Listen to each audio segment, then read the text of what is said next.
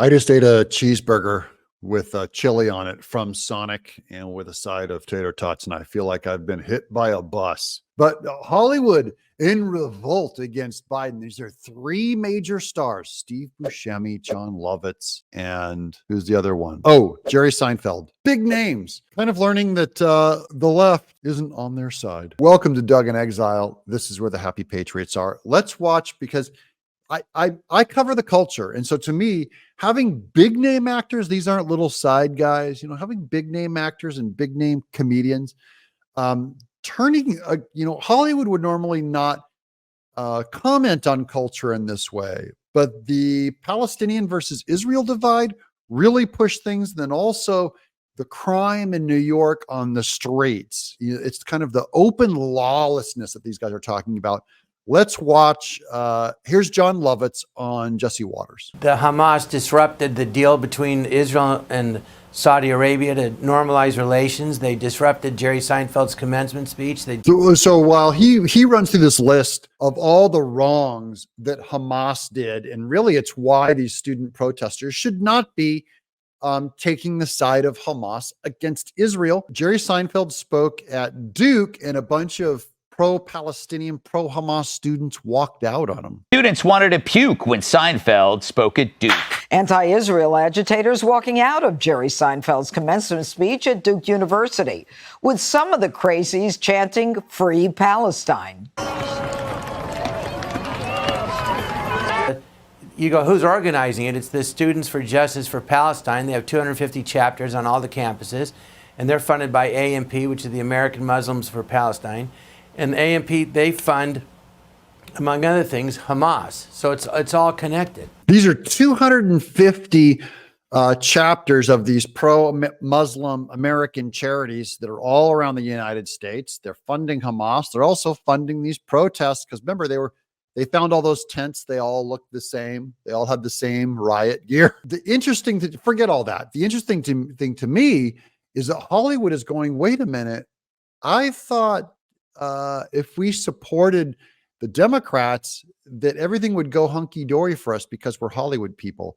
And now they're seeing that the other side of their own party hates them, and he is committing violence against them in some cases. Jerry's a great guy. I've known him for years. He's a guy that, he does the most innocuous humor about like lint in your belly button. Where does it come from? I want to know. And that's who they're protesting, because he went to Israel. Yeah, because he's Jewish like me. He's the same age.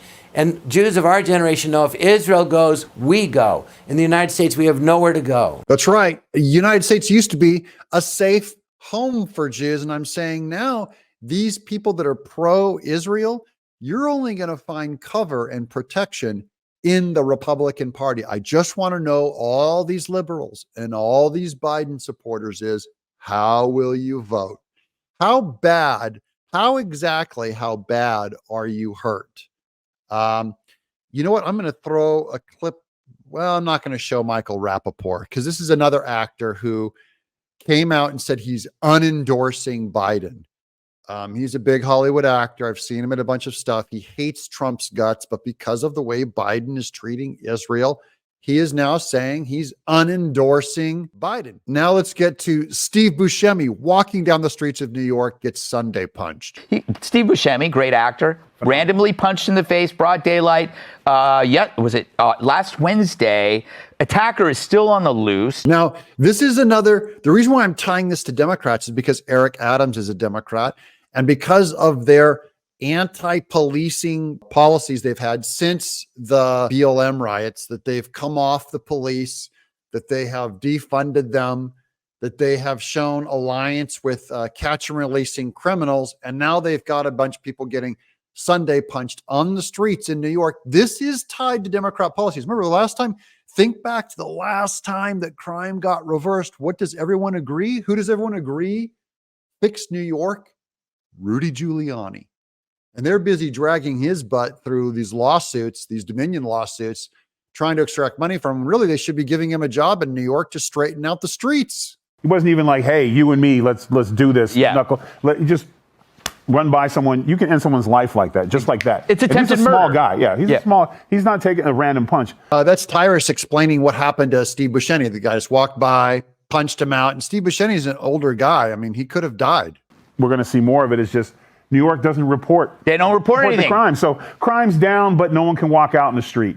And white people are being targeted, and no one's doing anything about it. Open season on white people in New York. No one does anything about it. We only heard about Steve Buscemi because he's a famous actor. If it was you and I that got Sunday punched, wouldn't even been reported. Normal on the streets of New York. That's Biden's America. These are three major actors in Hollywood that are waking up to what's going on. My only question is, what will you do? What do you guys think? Will they change their vote, or will they keep voting for stupid and getting the same results? I'm Doug in Exile.